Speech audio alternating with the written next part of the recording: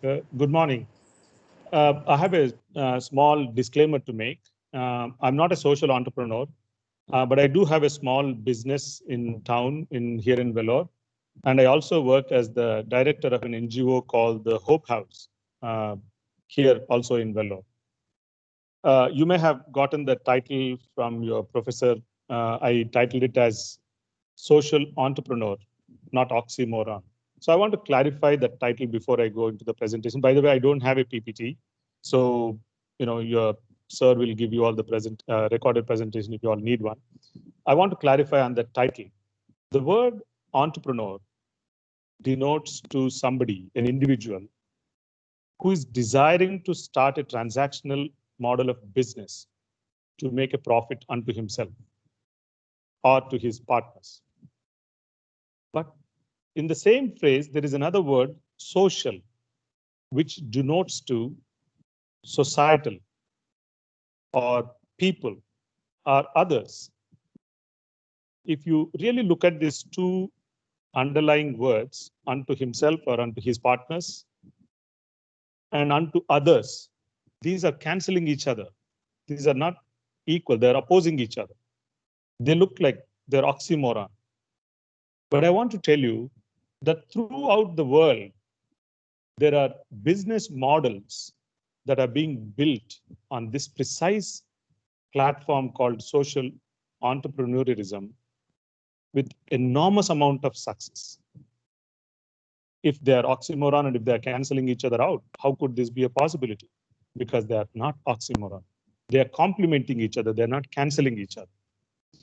For example, I read of a restaurant. I do not know exactly where this restaurant is located at. They only recruit individuals with Down syndrome to work as their waiters. If any of you are not aware of what Down syndrome means, it is a disability that people are born with, and it will remain with them for the rest of their life. Some of them may even have intellectual compromisation. So employing them is a huge challenge. Physically, they may look fine. Physically, they are capable of doing things. So this restaurant owner decided to recruit them, give them employment, and build a social enterprise. So you may ask, is it successful? It is, as far as what I read was, it's quite a successful business. It is not only he making a profit unto himself, but he is making a difference in the society by employing those who couldn't be employed. That's what social entrepreneurialism refers to. Most of the time, when you see societal problems, they are expected to be solved either by the government or by the non-governmental organization, but not the private enterprises. But as we know, in a government organizations, the problem is inefficiency creeps in. But whereas in an NGO, the problem of scalability, they're always running for funds. When they don't have funds, they fold up the operations.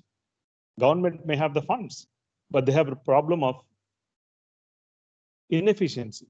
So to address these two, the solution is social entrepreneurialism.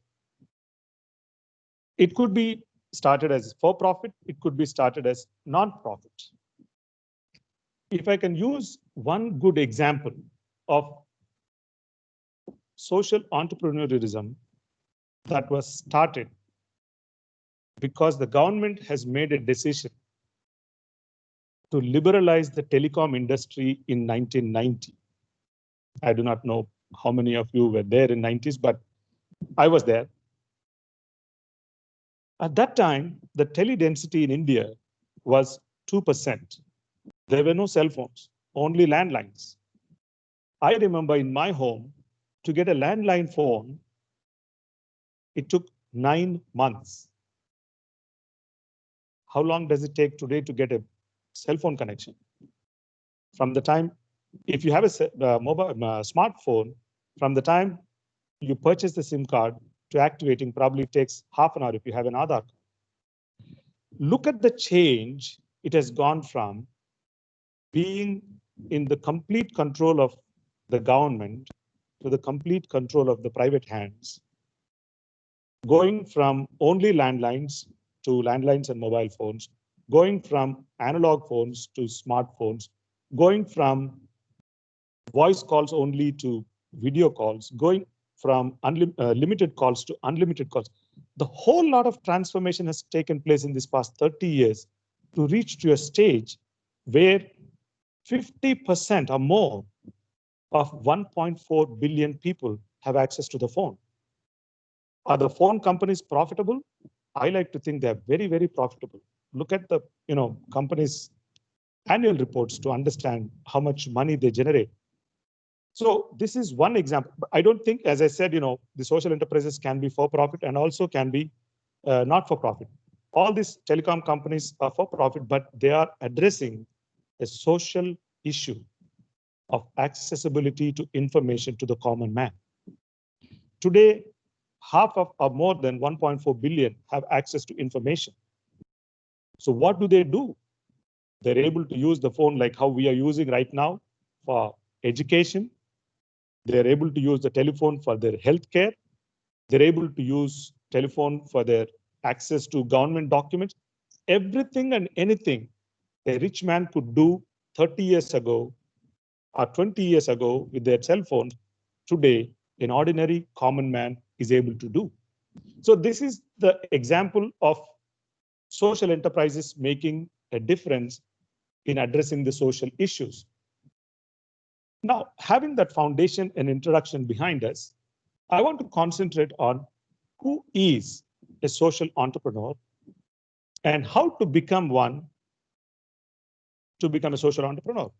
Basically, you have heard the word being defined as an entrepreneur is an individual who is trying to develop a transactional business model to make a profit unto himself. But a social entrepreneur also has the similar kind of a motive to make a profit unto himself. But he also wants to make a social difference where he wants to address some of the social issues. Social, not necessarily social, societal, cultural, and environmental issues. So I picked 3 fundamental characteristics that ought to be there in any social entrepreneur. This is a class that is taken in Stanford University. So I picked 3 important characteristics and I wanted to elaborate. So I did a little bit of reading and I'm going to elaborate on each of these 3 characteristics.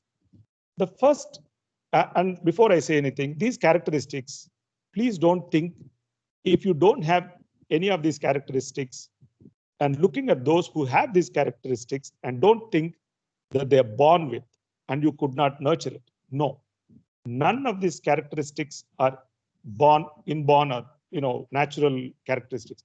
All these characteristics are can be nurtured or can be developed through systematic approach. So the first characteristic is creativity and innovation. As the words say, what is creativity and what is innovation? It is nothing but thinking out of the box. It is a methodology of your thinking where you don't think like everybody else. Everybody is looking at the same problem like you are looking, but you are the only one who is able to look at the solution a little bit differently that nobody else is thinking. So how do you nurture this creativity and innovation in oneself? I would like to give you 3 sub-characteristics to nurture this creativity and innovation. First sub-characteristic that you ought to have is the habit of asking questions out of curiosity. If you have the curiosity to know, you would be asking 101 questions. Your parents may have, told you, and my parents have told me, the nagging questions that I used to ask when I was a kid. be quiet. And we may have told also people who are nagging us with lots of questions, but that is the curiosity that they have in them to know more. When they know more, they are likely to think differently because they're processing differently. Because when people don't ask questions, they're very unlikely to know more information. For example, when you are caught at a traffic junction at a red light, there are umpteen number of people standing there. Everybody is looking for one thing and one thing only. When does that red light turn green so that I can take off? But you may be the only individual sitting in the traffic, looking at the policeman having a switch in his hand, looking at the traffic flow. At his visual interpretation, he is changing the lights. And you, as a person with this creativity and innovation, must be thinking, what if I program something algorithmically where I study the flow of traffic, automate it, where the traffic is seamless. It is not stuck in one place. Sometimes police, engages on a phone conversation while the switch is in his hand. People have to honk. So those are the kind of things that you can avoid by your creativity and innovation. And the second sub-characteristic under the creativity and innovation is, the first one is that you have to have, what was it I said?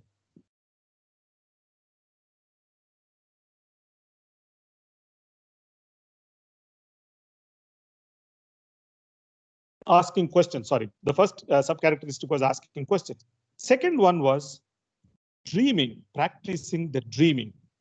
Now, again, we will go back to that same example of being stuck at the traffic junction and you're thinking about this algorithmic solution of automating these lights. Now, if you have that practice of dreaming, you're going to be able to picture that flow of traffic in your head with your own solutions.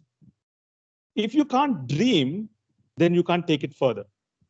So little things, small ways, whatever the questions you may have asked out of curiosity, whatever the concepts that you may have developed in your head as solutions, you need to be able to visualize in your head through your dreams. Dreams are not necessarily only meant for those who are sleeping. Even you can dream and I can dream while looking at the solutions as possible solutions. These are the ways that are going to be playing out. So that is a second sub-characteristic. First one is asking questions. Second one is practicing dreaming. And the third one is talking to people. You have a concept in your head, you're able to picture it, and now you want to talk to people about what they think about this solution that you're thinking about. But I do want to caution you here. Remember, you are a person who is thinking out of the box. You're not thinking like everybody else. So you do not want to go to everybody and ask suggestions. What happens is they mock you, they make fun of you, they insult you, they put you down. That can be very, very discouraging and demoralizing to you. So my suggestion to you is this: take your concept, take your visualization to somebody who is positive, who is uplifting, who is always been around you, whom you know, so that they can ask you constructive questions. They can throw very, very constructive criticism at you so that you come up with a question. They challenge you to get better, not demoralize you and put you down. So those are the three sub-characteristics under the first characteristic to be a social entrepreneurialism, that is creativity and innovation. Now, nicely, it leads us into the second characteristic, that is grit and perseverance. The first one is creativity and innovation. Second one is grit and perseverance. Grit is basically having interest in a desired activity for an extended period of time. I will repeat that. Grit is having an interest in a desired activity for an extended period of time. But perseverance is while doing this activity, if you falter, if you fail, if you fall down, you need to be able to get up, dust yourself off, and move forward. These are the important, this is the second important characteristic to be a social entrepreneur. I have a business, as I told you in the beginning itself, and I understand what it means to have grit and perseverance. And this is a for-profit business. And I can only imagine what amount of grit and perseverance people need to have to build a social enterprise, because profit is not the only motive for you. Your motive also is impacting the social environment, the societal problem. So unless and until you have tremendous amount of grit and perseverance, you wouldn't be able to take this forward. As I told you, these characteristics are studied thoroughly. Enormous amount of literature is available on the net. If you want to nurture these things, you can go to the net and read up and build your own creativity and innovation and grit and perseverance. Now comes to the third and the final characteristic, that is social and emotional intelligence. Basically, what it means is these people are very, very good at connecting and networking with people. If I may give you one example of a book that I read, written by Dr. Adam Grant of Wharton School of Business in the US. The title of the book is called Give and Take. In his book, the author classifies people into three categories of people: givers, takers, and matchers. Givers are the ones who always give. Takers are the ones who always take. Matchers are the ones who always match. For example, let's say, I have a problem in my house with my gas stove. And I called my friend and I asked him and I said, hey, I have this problem. Do you know somebody? He has a choice. He may have the information, but he has a choice to say yes or no. He chooses to say, a giver chooses to say yes. And he opens his Rolodex and he gives me the number and say, you know what, I use this guy, you call this guy and see if you can make use of him. So I call him and he comes and fixes my problem. That's an example of a giver. An example of a taker in the same example is he has the information, but it doesn't feel necessary to open the Rolodex to give that information. He just says, no, I don't know. And the matcher is always calculating in his head, thinking, what do I get if I give this number to him? Adam Grant says, givers are the most successful people. And these are the people who build networks. These are the people who can easily connect with people. And they don't think that they want to be givers. They nurture their habit in them to be helpful to others. And that in itself helps people to network with you. And your network becomes enormously large. And this is what is called as social and emotional intelligence. Means you can gauge people. By interacting with so many people, you become so good at understanding the psyche of the groups of people, and accordingly you behave. That is what the social entrepreneurs have. Now, after saying these three categories of characteristics, creativity and innovation, grit and perseverance, and social and emotional intelligence, I want to give you one example of an individual that I have been reading and I have been enormously impressed with. I don't think he has started any of his businesses as a social entrepreneur, but he certainly started his businesses to make a social impact. He wanted to address the social issues, especially global warming. You all may know the individual by name Elon Musk. He's an individual who immigrated from South Africa to the United States. He learned coding. He started coding at a very young age. He built a business and he sold it to eBay, which eventually became a PayPal. for $300 million. He used that money thinking, how do I make this world a better place? I want to address global warming. So he started, just one individual. He started Solar City. He started Tesla. He started Gigafactory. He started umpteen number of businesses now, everything to protect the environment and protect this planet. That's a social issue, societal issue. All of us are facing problems, extreme heat, extreme floods, fire, you name it, we have it. But this guy chooses to make a difference. So when he wanted to build these electric vehicles, all the traditional car manufacturing companies laughed at him. When they looked at his model, they said it won't work. If you want to buy a Tesla car, there are no dealerships.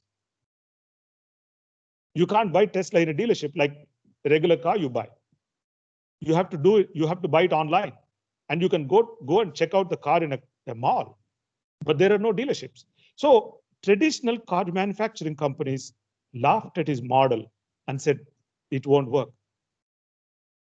They came as close as a month to go bankrupt.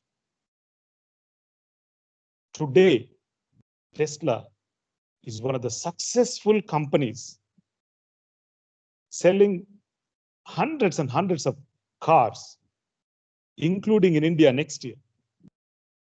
Today, almost every traditional car manufacturing companies are embracing electric vehicle model. If you probably all know that Indian government has passed an ordinance that by 2030, all the automobiles that are running on fossil fuels have to be converted to electric vehicles. Just think about a day that we don't use any kind of transportation, two-wheelers, four-wheelers, personal, commercial, trucks, trains, planes, everything runs on renewable energy. That one person decided that he wanted to make a difference. And he did not do it because he wanted to do it for charity. He ranks in the top 10 richest people in the world today. Top 10 richest people in the world today. So with that example, I want to give you 2 examples if any one of you are interested to work on, and then I'll open the floor to ask for you to ask questions. See, we used a traffic example. If you may know, India is the #1 country in the world for traffic deaths. #1 country in the world for traffic deaths. Enormous number of people become maimed because of traffic accidents. I want to ask you a question. I do not know, as I told you, I'm not a social entrepreneur. I do not know how you're going to address this. But you have to use your creativity. You have to use your innovation and have that grit and perseverance to be able to come up with a model where you become rich and society's problems are addressed. And the second example I want to give it to you is this. In the entire population of India, the largest group of citizens in India are between 10 and 19 years. They're called adolescents. And many of you are probably are adolescents. I have been through that stage. Your professor, sir, has been through that stage. We understand what it means to be an adolescent. Peer pressure, addictions of drugs and alcohol, sexual activities, mental health issues. There are so many issues. But you know something? There is very little information is available for adolescents to be able to consume, to make informed decisions. Very little information is available on the net. I work among the adolescents. Can you develop a model where every adolescent, and adolescents are very, very private people, especially girls, they do not want to talk about sexual health issues openly. They like to read something, by themselves. Is there information, very credible, authentic information to help adolescents, 250 million people just in India alone? And your solutions cannot be English language spoken solutions alone. People are there in this age group in all the languages in India. So the challenges are enormous, but this is an issue that ought to be addressed. If I may just quote one example among the adolescents. Teen suicides, very high in India. I know this is a societal issue. If government has to address it, if NGOs have to address it, as I told you earlier, government's involvement brings in inefficiency, NGOs involvement brings in non-scalability. I want you to think about this solution where you can come up with a credible source of information where people can access this information all unto themselves without any fear and make informed decisions. So with this presentation, I would like to open the floor for any of you to ask me questions. I would be happy to answer.